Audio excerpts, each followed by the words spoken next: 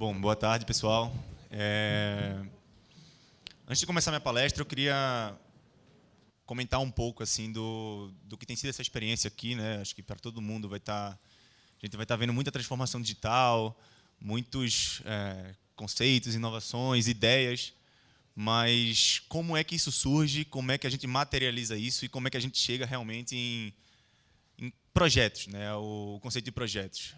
Eu estou vindo apresentar, eu trabalho na área de Global Services, está da Lifer, então é como consultoria.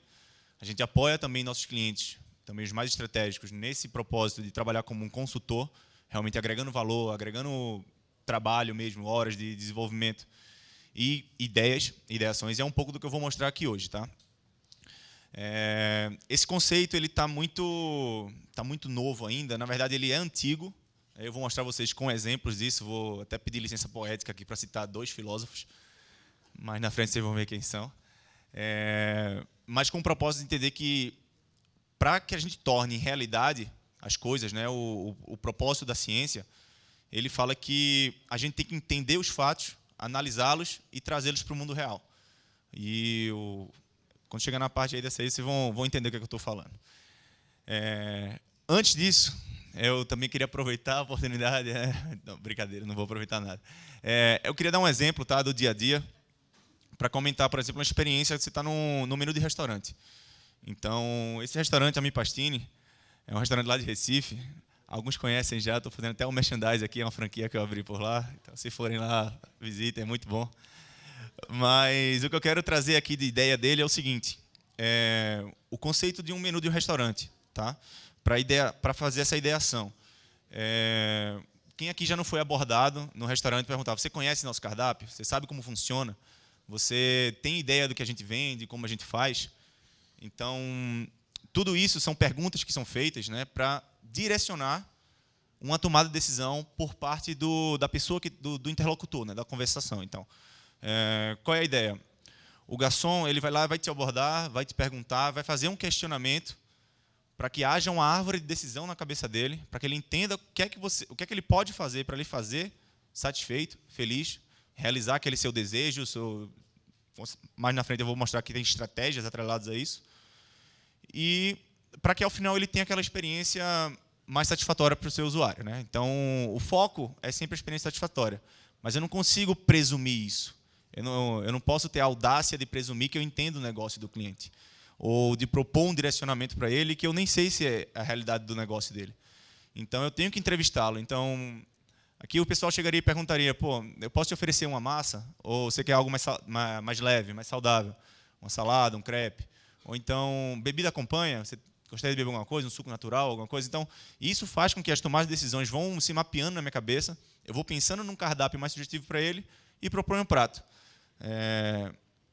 Assim, a gente está aqui entendendo as personas que estão envolvidas naquela negociação, digamos assim. A gente ainda não envolveu o dinheiro, mas no momento que a pessoa, o cliente, vai fazer o pedido, ele vai estar lá pensando: pô, eu vou estar gastando meu dinheiro, eu vou estar com fome, né, aquela ansiedade de querer comer alguma coisa, e se não me satisfazer, cara, não é o que eu quero, eu não volto ali naquele restaurante. Então, todo mundo já teve essa experiência de não voltar porque achou que estava comprando algo que lhe satisfaria. Tá? Então, toda essa transação, toda essa conversa com o meu prospect, o meu lead, que vai se tornar meu possível cliente, ela toma cerca de 1 minuto, no meu caso. Só que aqui a gente está falando de um cenário muito maior, né? A gente está falando de projetos, a gente está falando de conceitos, de entendimentos de projetos muito maiores que isso. Então, para isso, eu vou fazer a primeira citação aqui do Francis Bacon. O que é que ele falava? Que uma pergunta prudente é uma com metade do conhecimento. Ou seja, eu não posso querer ser invasivo ou querer entender mais do que ele sobre o negócio dele. Eu tenho que mostrar que eu me preocupei, me preparei, me condicionei a estar ali, converso com ele, buscando, alimentando o que ele vai estar me dando de informações para poder eu entender o negócio dele, para poder eu começar a criar minhas percepções, meus entendimentos, meus conceitos e seguir dali. Tá? Então, os 2 filósofos que eu vou citar, tá? Eles eram cientistas, políticos, esse inglês, o outro italiano, vou chegar nele depois. Mas a ideia que eu quero traçar aqui é o seguinte: o Francis Bacon ele foi um cara que ele não aceitava como a ciência antiga estava definida. Ele começou o trabalho de vida dele, foi um Stauratio Magna, que seria uma grande restauração, que ele duvidava os conceitos da ciência formados por Aristóteles. Tá? Então, ele queria superar isso com outros tratados, outras formas de ver a ciência. O que é que ele entende por ciência? Que a ciência não é algo que a gente deveria ser passível a ela. A gente tendo o conhecimento e o saber, a gente vai conseguir controlá-la. Ou seja, ele defendia o império do homem sobre as coisas. Ele dizia que o saber e o conhecimento tinham força sobre a natureza. Era um poder, aquela velha frase, né? Saber é poder. Então, com conhecimento, com as devidas perguntas, com o devido entendimento do negócio, eu conseguiria mudar tudo aquilo que estava acontecendo. Tá? Então, esses tratados eles passavam de investigação dos fatos, de eu entender tudo o que estava acontecendo, trazer para uma realidade de leis, de investigação das leis, que é as leis físicas, que ele não tem como realmente controlar, e chegar com ações relacionadas à investigação que foi feita.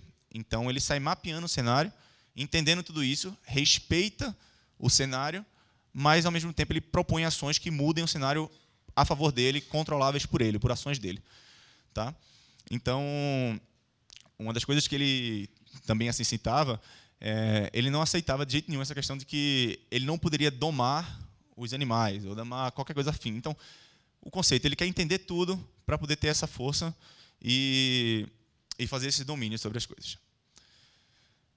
Bom, a parte que eu quero chegar e é sobre o conceito que eu estou falando como um todo, eu vou apresentá-lo mais na frente, eu estou contextualizando um pouco vocês, é sobre perguntar, questionar.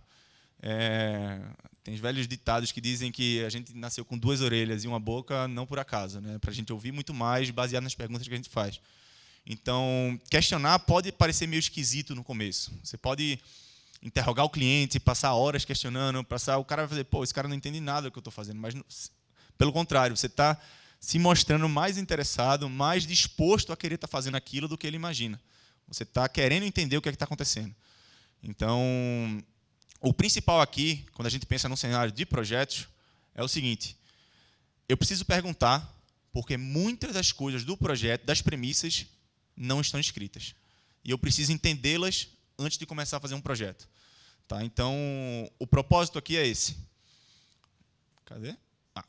O propósito geral dele é que as assumptions ou as premissas que não estão escritas pelo outro sejam entendidas. Vocês precisam perguntá-las.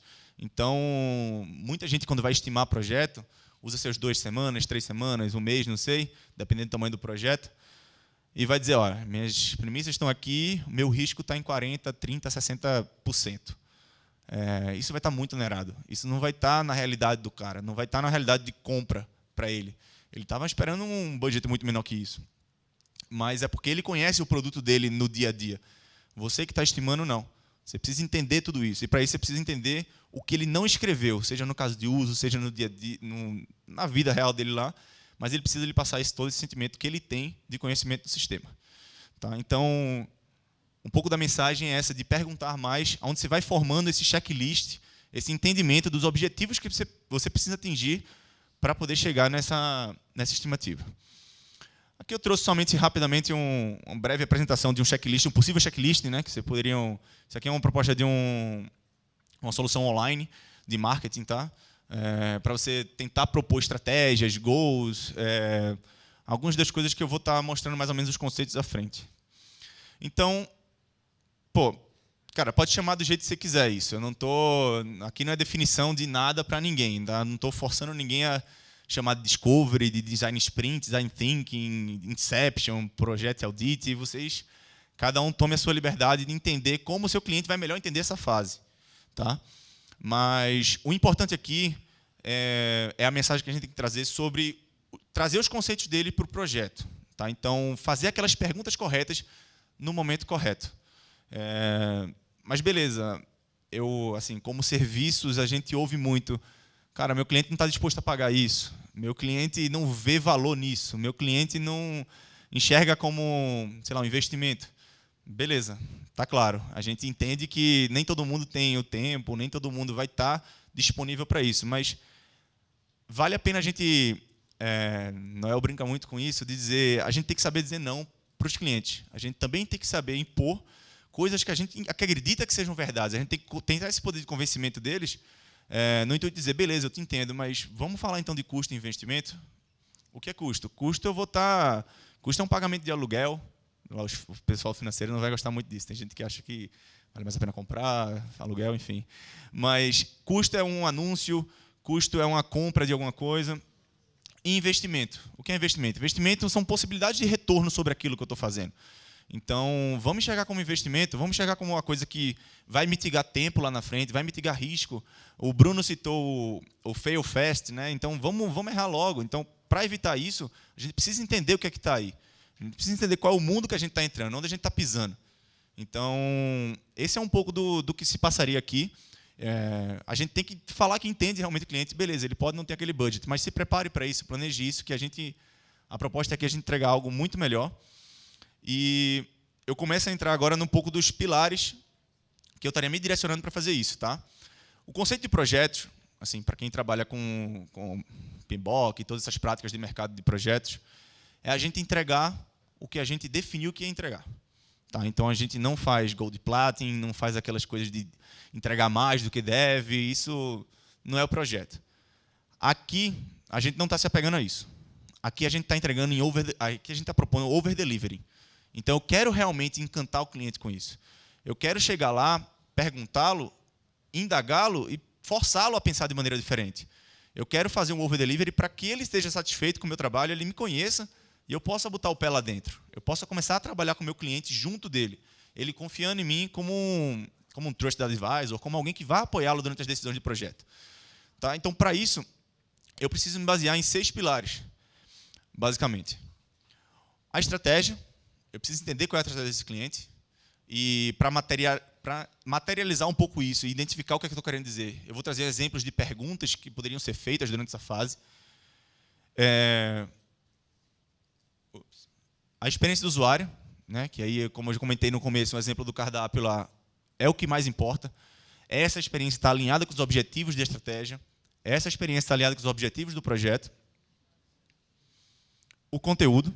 Então, o que é que eu estou querendo mostrar, para quem eu estou querendo mostrar, por que eu estou querendo mostrar, quando eu vou mostrar isso. Ser criativo, né, que eu acho que, assim, se você não for propor algo criativo, algo inovador, algo novo, ninguém vai ter esse interesse de estar fazendo aquilo com você. A parte técnica, que aí, bom, todo mundo já sabe que isso é necessário realmente, o técnico é o que monta essa base para frente. E uma série de gestões, de governanças, de gerenciamento de projeto, que isso também faz parte do dia a dia, isso vai fazer entregar o produto final. Tá? Entrando um pouquinho em cada uma dessas características, existem alguns pilares, novamente eu vou citar, uns highlights que a gente deveria entender. Então, a estratégia. Qual é a estratégia de negócio que meu cliente está querendo atingir? Quem foi que definiu isso? Foi o meu CIO, o meu CFO, foi um board, foi o gerente de TI? Cara, se foi um analista de sistemas, a gente está falando com a pessoa errada. Então, não vamos esperar que ele defina a estratégia da empresa. Ele não tem essa visibilidade. Não por incompetência, por favor, não estou dizendo isso. Eu estou dizendo que não chega para ele a estratégia da empresa. Quem toma a decisão é o CIO, é o board, é o presidente. Ele não vai passar isso para um cara lá de baixo. Então, a gente tem que saber as pessoas corretas para a gente conversar, entender e falar sobre estratégia de negócio. A gente quer se mostrar uma pessoa de high level, uma pessoa que vai estar apoiando ele com essas decisões. A gente conhece o mercado. Eu não estou também chamando ele de ignorante de conhecer outros mercados, mas ele vive aquela realidade muito a fundo. A gente está vendo de uma maneira mais aberta, né, expansiva. Então, a gente consegue propor outras coisas para ele. Tá? Como é que a gente vai atingir isso? Quais são os KPIs? O que é que diria que meu projeto foi satisfatório, convenceu, entregou o que estava dizendo? Como é que a gente vai medir isso? Qual é uma métrica que vai avaliar que esse projeto foi bom? Entregou no tempo certo? O custo foi bom? Baixou o custo? Para quem trabalha com projeto, baixar custo nem sempre é a melhor coisa. E talvez tenha cortado escopo, feito com má qualidade.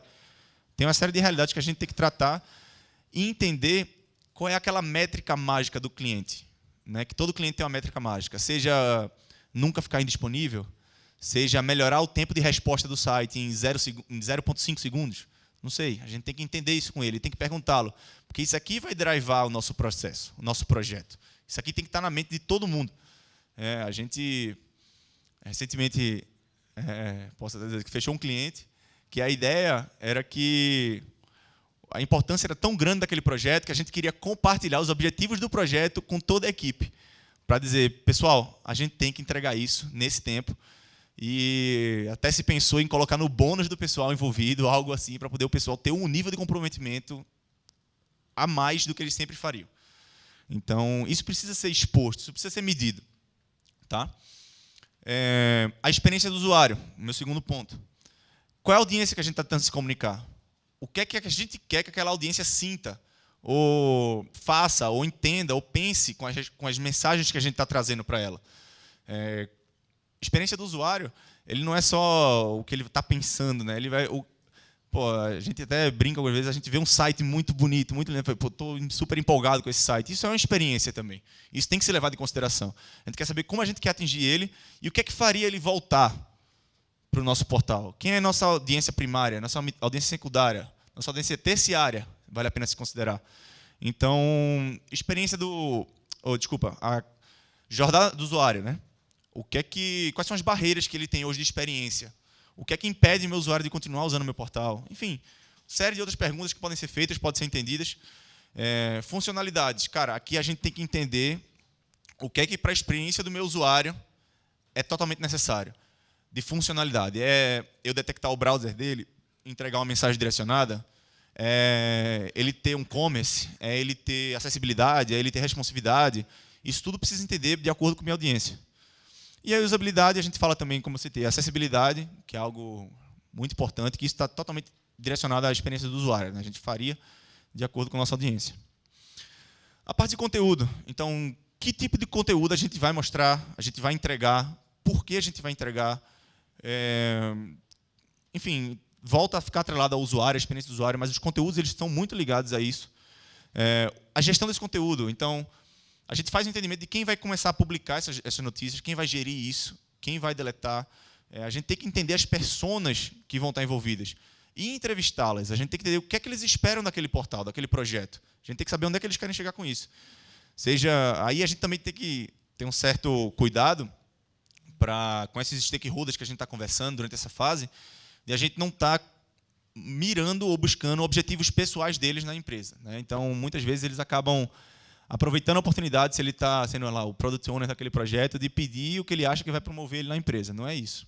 A gente tem que também ter esse feeling de saber, não é isso que a gente tem que fazer. A gente tem que buscar outras pessoas, ouvir outras personas, entender outras realidades, né? Localização, isso é um tema muito atrelado à experiência do usuário, mas, por exemplo, em empresas globais hoje, a gente tem que entender os mercados locais que a gente está conversando. A gente não precisa estudar, morar 2 meses fora para entender isso. Vamos perguntar, vamos entender as pessoas. Vamos ver o que elas querem dizer com isso. Então, para quebrar um pouco assim, essa questão de tantas perguntas, tantos conceitos, eu vou fazer minha segunda citação, então, desse filósofo italiano que eu comentei, que ele tem uma capacidade de contar todas as histórias, ele cita isso, todas as histórias que ele conta, ele consegue fazer perguntas e entender isso com apenas uma palavra. Cheshmokok.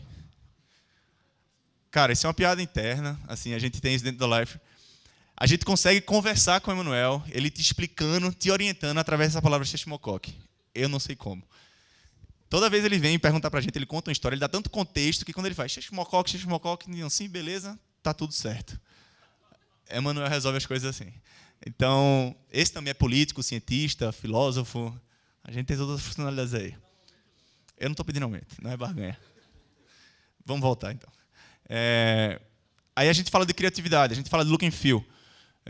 Tiveram palestras aqui de imersões voltados para UX design, para todo esse pensamento de o que é que a gente tem que fazer. O que seria uma boa pergunta? Entender qual é o site que tu gosta? Para me dar uma referência, eu preciso de um baseline, eu preciso ter uma noção do que ele tem de ideia, que é bom para ele, para poder trazer, beleza, tu gosta disso por quê? Por que você não gosta? Então, o que é que lhe atrai nesse portal, o que é que não atrai no outro? Tudo isso vai me dar insight para poder direcionar essas minhas decisões e minhas estimativas e saber o esforço que eu vou precisar fazer para poder entregar esse projeto para ele, né? Então, os assets que ele vai estar usando, o Brand Guidelines, aqui é muito importante, que ele cita a questão de a sua marca está bem definida, você se posiciona bem no mercado, você conhece o seu mercado identifica, sei lá, alguma marca parecida com a sua marca, ele vê uma cor, ele lembra da sua marca, ele vai para algum lugar, ele lembra que você faz produtos para aquela marca, para aquele local. Então, tudo isso está atrelado a esse awareness da brand aí, né? A parte técnica da história, então, onde é que isso vai ficar... Aí que a gente entra no cenário mais de TI, né? Então, onde é que isso vai ficar hosteado? Vai ser na nuvem? Vai ser on-premise? Vai ser, não sei, outro lugar? A integração de sistemas legados. Aqui está o mundo aqui dentro. A gente não consegue entender exatamente o que é que ele está estimando ali, mas a gente não consegue também entrar no sistema dos outros, mas a gente tem que se integrar. A gente não vai entregar uma solução à parte. A questão de segurança, o quão importante é a segurança para ele. Eu preciso criptografar esses dados, eu preciso manter eles de outra forma. A preferência de desenvolvimento, ele quer alguma plataforma específica, alguma IDE específica de desenvolvimento, algum ambiente de desenvolvimento diferenciado, integração contínua, enfim, tudo isso a gente precisa entender. O tracking disso, isso vai ficar rastreado, documentado, mapeado, são entendimentos. E, por último, gestão de projeto, né? A gente tem que fazer processo disso, a gente não pode somente executar por executar, porque hoje em dia a gente perde muita noção do que vai acontecer no futuro, né? Como essa bola de neve vai virar. Então, a comunicação, né? Quem estuda projetos sabe que 90% dos projetos que falharam foi por conta de comunicação. Foi que a gente não entendia qual era a melhor maneira de se comunicar com aquela pessoa, não entregava a mensagem certa. A gente emitia a mensagem, mas a mensagem não era recebida porque ele não estava esperando a mensagem daquela forma. Tá? Governança, processo de aprovação, gerenciamento de projeto, tudo isso, existe uma série de perguntas que podem ser feitas para a gente entender esses pilares e conseguir estimar, direcionar nossos projetos. Tá? Como a gente faz isso? Beleza, tem uma série de coisas aqui, uma série de cabeças pensantes, mas como a gente faz isso? A gente identifica que 3 perfis são fundamentais. E aí a gente bota um asterisco aqui, porque muitas vezes o cliente já tem essa parte feita, ou quer fazer com a agência, ou quer buscar alguma solução por parte dele. Mas a gente entende que uma pessoa pensando em estratégia, uma pessoa de business, e uma pessoa técnica que entenda da plataforma para poder dizer ou mapear o quão rápido ou o quão beneficiário seria ter aquele negócio na plataforma, entregaria para ele. Então, aqui esse cara o business vai estar pensando em estratégia de negócio, entendimento, fazendo benchmark, citando outros exemplos, dando ideias para o cara, e a pessoa técnica ele vai estar sempre atrelando na plataforma. O UX designer, ele vai ser uma pessoa de criação, ele vai ser uma pessoa mais de mão na massa mesmo, de criar wireframes, de criar todos esses conceitos assim mais de UX, visuais para o cliente, identidade visual. O que é que a gente entregaria? O que é que a gente pensa que tem que ser entregável no final de todo esse conceito e ideação, de tudo que está acontecendo? A gente entender que o cliente precisa de uma resposta de quanto vai custar aquilo para ele, qual o tamanho daquilo para ele, o que é que não está escrito ali que ele precisa entender. Então, a gente entregar mais valor para ele em negócio ou em regras de negócio, enfim, entender tudo isso. Um relatório sobre tudo o que aconteceu, as propostas, que eles também esperam receber, poder saber materializar aquilo, né, os conceitos que ele pensa nos projetos, e a parte dos wireframes está com asterisco também, porque está muito atrelado ao UX designer. Né? Então, vai ser alguém que, quando o cliente ele tem essa solicitação de fazer o UX design, a gente entregaria também ideias de telas conceituadas já aprovadas para o cliente em fase de ideação. A gente não espera desenvolver, rodar, errar e o cliente dizer, não gostei. Isso é o pior dos cenários. Basicamente era isso. Eu queria trazer a ideia geral disso é que a gente tem que entender que essa fase, assim, a gente vem fazendo de maneira mais forte, vem entendendo mais forte que a gente evita muitos danos na frente, né? A gente alinha muitas expectativas, a gente conhece muito o cliente, a gente apoia ele com ideias de negócio. E isso tem nos apoiado num futuro breve, está entregando resultados, está entregando projetos, está entregando conceitos materializados para eles, que, assim, transformação digital, como todo mundo vem citando, como é o propósito aqui do evento, ele não pode ficar em ideias, né? Não pode ficar no conceito de que é maravilhoso, mas eu não consigo fazer na minha realidade.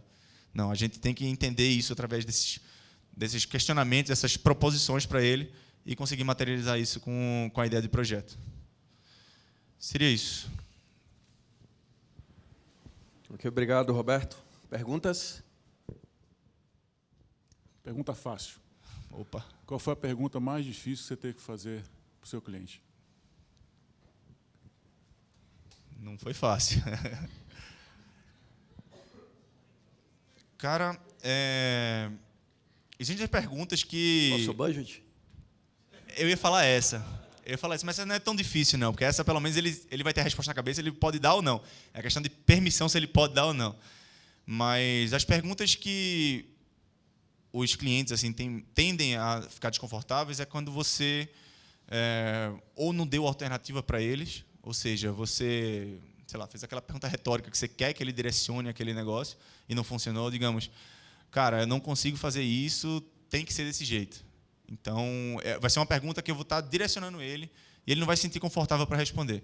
Então, uma outra coisa que a gente entende muito é que toda vez que você tenta entender, perguntar, conhecer e você não dá opções, não dá saídas, não dá fugas para ele, ele vai te rebater, ele vai te conflitar, ele não vai te responder. Então, qualquer pergunta que for direcionada a deixar desconfortável, né, no momento que ele tem que te dar uma resposta, seja o budget, seja qual é o prazo, que muitos não gostam de dizer, porque às vezes é uma estratégia deles, eles só têm aquele diferencial do mercado, seja, não sei, a qualidade do produto, seja qualquer coisa que você identificou que foi aquele ponto que incomodou ele não vai se sentir responsável, aí você vai arrumar um problema primeiro, mas depois você fica amigo dele e tudo se resolve, no final das contas.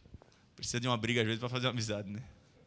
Eu tenho uma pergunta. Na realidade, assim, eu sou da área de vendas, ele da área de Global Service, a gente tem sempre um fight aí relativamente normal acontecer. E dentro desse contexto aí de Discovery, a área de vendas sempre questiona como a gente vai conseguir argumentar com o cliente que ele precisaria contratar um Discovery para poder a gente conseguir entregar uma proposta assertiva para o cliente. No caso de agência, por exemplo, o Bruno está aqui, é mais fácil, porque não é um vendedor, não é um fabricante. Você consegue fazer um discovery e entregar para o cliente um cenário, um relatório que não é direcionado para uma solução.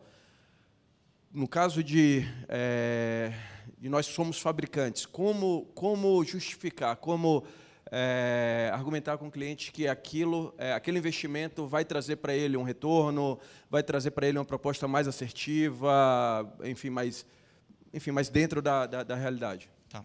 É uma situação difícil também, é uma situação de convencimento, de o quão confiante, o quão você entende que você precisa fazer aquilo para o cliente. Então, é mais propô-lo, cara, eu não estou querendo aqui fantasiar, não estou querendo montar um super projeto, nada. Eu quero entregar o que precisa ser feito, precisa da estratégia que precisa ser feita. Então, tem que ter um convencimento a partir do... Não partindo para ameaça, mas ponderando pontos que vão afetar o budget dele. Ponderando pontos dele entender, cara, eu não quero que você perca tempo, não quero que você perca dinheiro, não quero que você faça esse tipo de coisas, porque eu estou lhe apoiando aqui. Eu quero ouvir você, saber o que está acontecendo na sua realidade e te apoiando com decisões que vão ser de ganhos para você. Então, é tentar mostrar, estar do lado dele, lógico, entendendo que talvez ele não tenha essas áreas dentro da empresa, talvez ele não tenha essa área de entendimento, de ideação dentro da empresa. É fazer esse apoio de externo, trazendo conhecimento, trazendo propostas, trazendo ideias, baseado no cenário de mercado que a gente teria mais conhecimento que ele. Então, é uma situação até complicada, a gente como você falou, tem esses atritos aí, mas a gente acaba no final se entendendo pelo fato de que a gente vê valor nisso, sabe? Dos clientes que executam, todos elogiam, todos entendem que... muitas vezes o investimento no Discovery ele acaba trazendo uma economia maior, Exato. Porque a proposta que a gente consegue entregar de serviço é uma proposta mais assertiva e dentro realmente do que o cliente espera. Não tem aquela gordura de quando você não tem um cenário real Exatamente. do a gente projeto. mitiga risco, a gente aterriza conceitos, a gente materializa aquilo muito mais. Acho que isso é um pouco da forma de convencê-lo. Perfeito. Mais alguma pergunta? Bom, pessoal, então, com essa palestra aí do Roberto, a gente encerra a trilha de estratégias digitais. Obrigado, pessoal.